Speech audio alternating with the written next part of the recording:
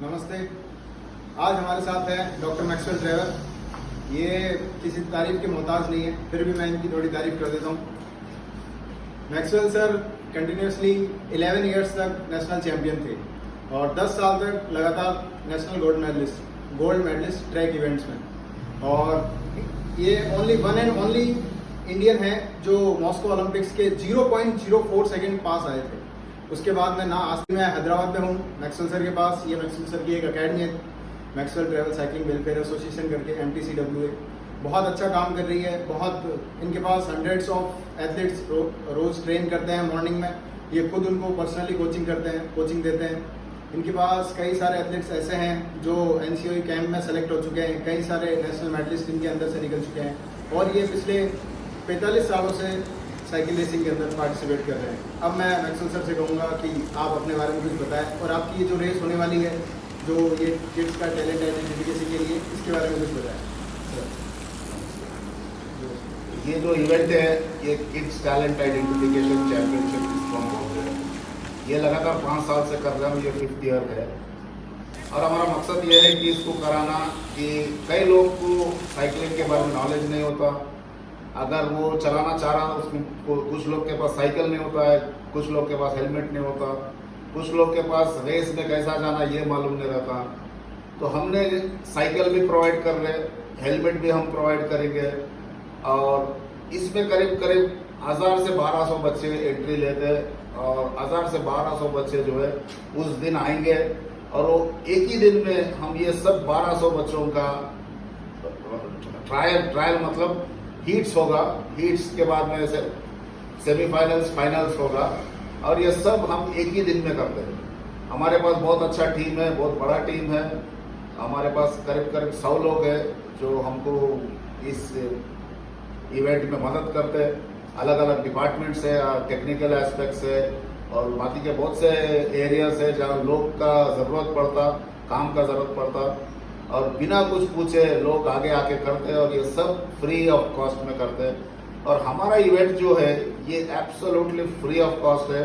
हम साइकिल भी फ्री देते हैं, हेलमेट्स भी फ्री देते हैं और स्नैक्स और ब्रेकफास्ट भी हम पार्टिसिपेंट्स और ऑफिशियल्स को फ्री ऑफ कॉस्ट देते हैं। तो ये जो है हमारा, इसके अंदर से हमारा फर्स्ट ईयर में करीब हम लोग 40 बच्चे को सेलेक्ट करे थे।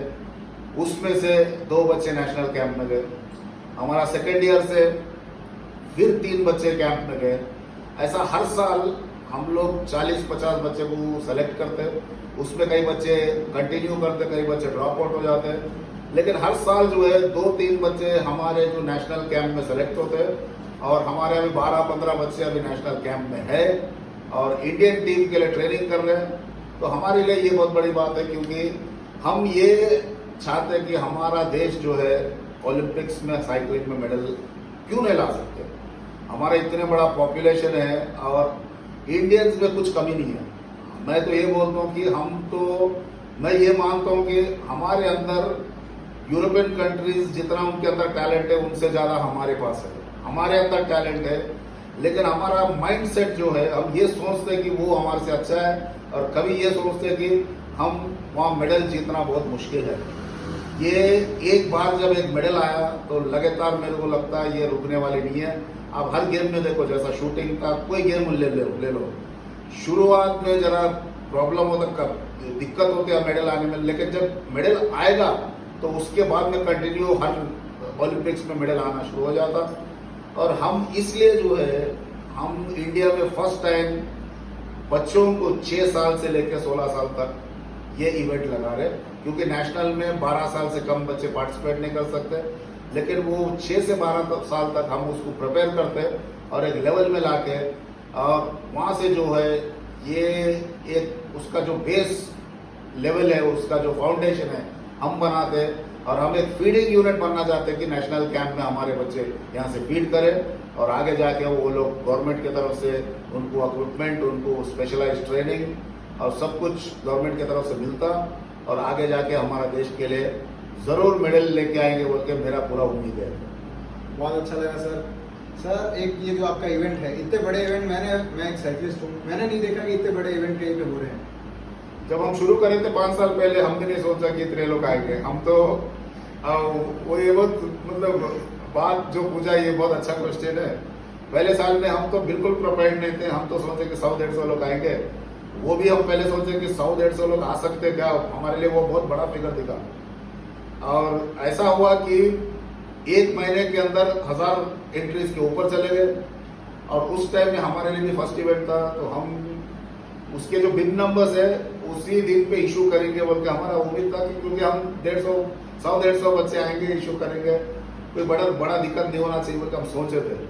लेकिन जब 1000-1200 बच्चे आए थे, वो बिप डिस्ट्रीब्यूशन में ही आधा दिन लग गया था और बड़ा मुश्किल हुआ। लोग गाली देना शुरू करे कि लाइन में खड़ना पड़े। तो हम वहां से सीखे कि ऐसा नहीं होता, इसके बिल नंबर जो है 1 हफ्ते पहले देना पड़ता और इसका जो पेपर वर्क पूरा है 1 हफ्ते पहले ही करना पड़ता। तो सेकेंड ईयर से हम लोग बहुत सुधार लाए इसमें और वहां से जो है एकदम सिस्टमैटिकली चल रहा। और हमारे जो मैन पावर है हेल्पिंग के लिए वो बढ़ा दिए। तो सेकेंड ईयर से हमारे को ज़्यादा कुछ दिक्कत नहीं हुआ, वो बड़ा स्मूथली चलता। और आप जैसा बोले थे इतना बड़ा गैदरिंग जो है हम इसके लिए बहुत मेहनत करें, हम मतलब मैं और मेरा टीम। तो हम लोग जो है फर्स्ट लगातार 5 साल से जब 2-3 महीने पहले ये इवेंट से पहले हम स्कूल्स में जाते, कॉलेजेस में जाके प्रिंसिपल से मिलके उनको साइकिलिंग के फायदे बताते हम और मतलब फिटनेस का जितना फायदा है। और वो स्कूल के जो एडमिनिस्ट्रेशन से हम बात करके साइकिलिंग के बारे में उनको नॉलेज दिला के तब जाके कुछ स्कूल मानते, कुछ स्कूल नहीं मानते। लेकिन वहाँ से जो है बच्चे आना शुरू हो गए। और लास्ट ये साल तो हम सिर्फ 2-3 स्कूल में गए थे क्योंकि अभी हम ज़्यादा स्कूल में जाएंगे तो ज़्यादा लोग आएंगे, वो उसको हम मैनेज भी नहीं कर सकते। अभी 1000-1200 के ऊपर कोई आया तो हमको एक दिन में मैनेज भी करना बहुत मुश्किल है, बहुत मुश्किल है। तो बस अभी तक तो बहुत अच्छा चल रहा है। और सिर्फ मैं क्रेडिट नहीं ले सकता हूँ कि जैसा मैं बोला मेरे टीम जो है बहुत अच्छा टीम है। और हमारे जो सीनियर राइडर, मैं जब सीनियर हो तो हमारे लिए 15-16 साल हमारे लिए सीनियर होता क्योंकि हमारे अकेडमी में सबसे बड़े बच्चे वही है। तो हम उसको जब सीनियर बोलते लोग जरा कंफ्यूज हो जाते हैं, बोलते कि ये तो क्या सीनियर है। तो हमारे लिए सीनियर है क्योंकि हमारे अकेडमी में सबसे बड़े बच्चे यही है। ये बच्चे भी जो है उस दिन चलाते भी और हमारे को पूरा मदद करते हैं। और इसकी वजह से हम लोग मतलब इतने लोग मिलजुल के करते हैं, तो इसलिए ये बड़ा सक्सेसफुल इवेंट बन गया। और मेरे को 1-2 साल पहले पता लगा कि ये एज ग्रुप 6 से 16 साल में ये साइकिलिंग इवेंट एशिया में किधर भी नहीं होता, बिल्कुल नहीं होता। इतने मतलब 1200 बच्चे एक साथ पार्टिसिपेट करना और एक दिन में इतने लोग का इवेंट करना, ये एशिया में कहीं नहीं होता। और मैं सुन के बहुत खुश हुआ कि हमारा इवेंट जो है छोटा इवेंट से जाके अभी एशिया बिगेस्ट इवेंट हो गया।